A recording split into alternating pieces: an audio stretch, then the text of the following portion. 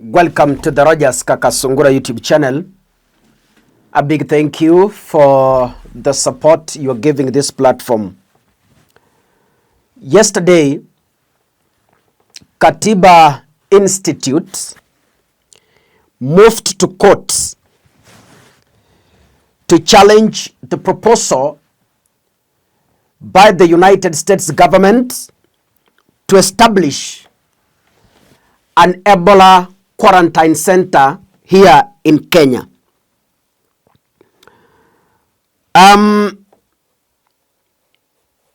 It is challenging this move because they believe it is a careless move to expose Kenyans to Ebola.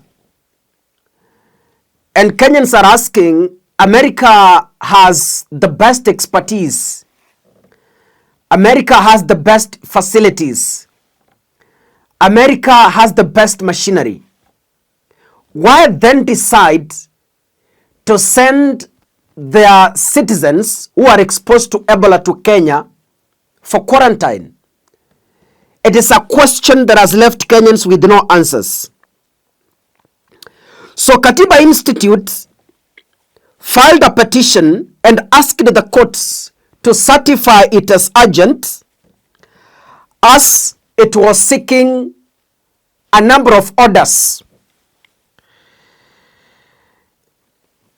The Attorney General was listed as the first respondent, and Aden Duale, that is the Cabinet Secretary for the Ministry of Health, as the second respondent. They were seeking the following orders. Number one, to restrain the respondents from establishing, operationalizing, or approving any Ebola quarantine or treatment facility in Kenya under the arrangement with the United States or other foreign governments, pending the hearing and determination of the matter. Number two, they were seeking orders to bar the respondents and their agents from receiving, transferring, or facilitating the entry into Kenya of any individual exposed or infected with Ebola under the impugned arrangement.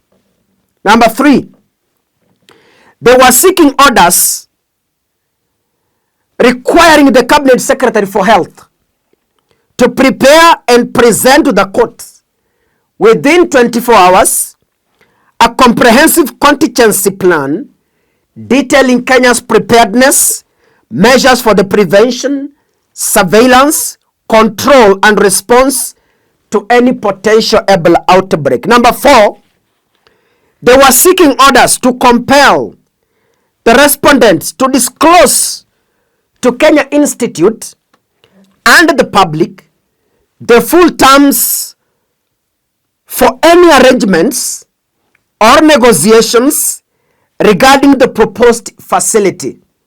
This includes all related public health, environmental, biosafety, or security assessments, regulatory and parliamentary approvals, and the specific protocols for the admission and treatment of exposed persons. I have good news for you. After the Katiba Institute went to court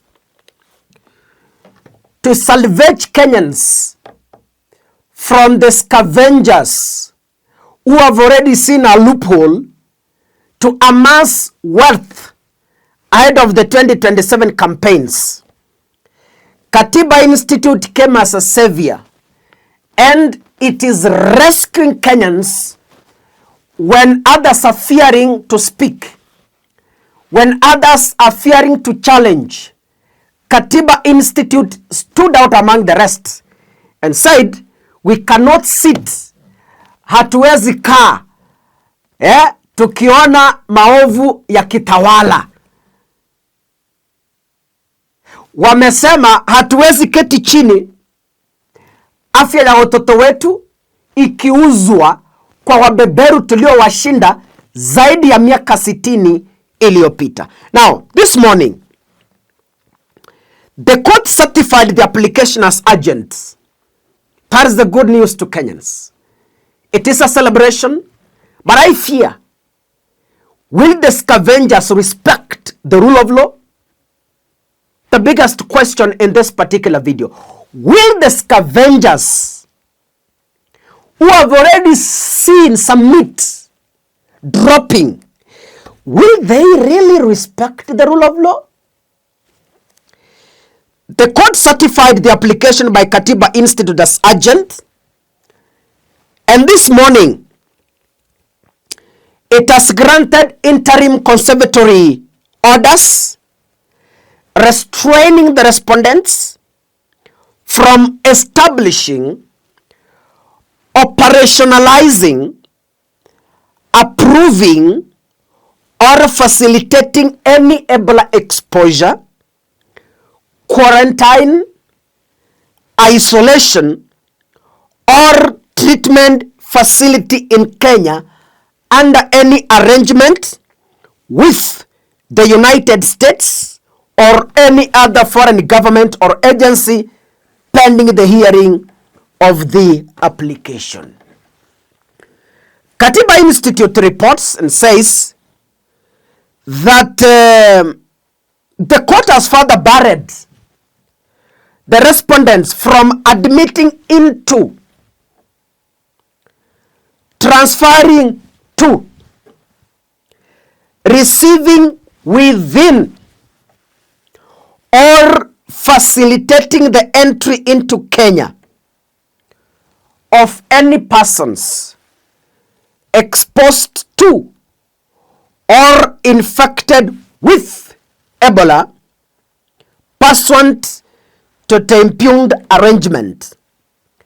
The matter has been scheduled for mention on 2nd June 2026 for further directions. As I am speaking this morning,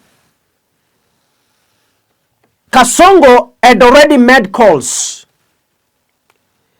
with the United States Secretary of State, that is Marco Rubio, and he was promised, 13.5 million US dollars towards Kenya's Ebola preparedness efforts.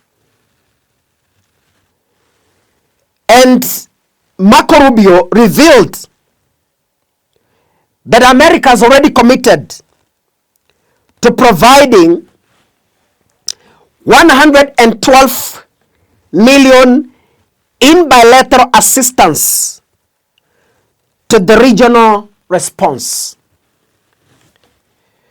But what angers me the most is where, in all these negotiations, America is putting the American citizens first.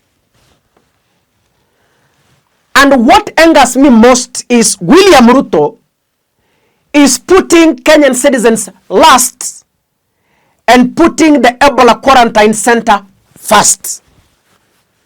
That is sometimes what angers me the most. Nasema ningalikuwa na uwezo, ningalifinya. Ningalikuwa na mamlaka, hawa ningalifinya. Lakini kwa sababu sisi ni wanyonge, tunasema it is God with us. If you're watching this, kindly make sure you click the subscribe button and remember to turn on your notification bell. God bless you. See you in the next episode. Asanteni sana.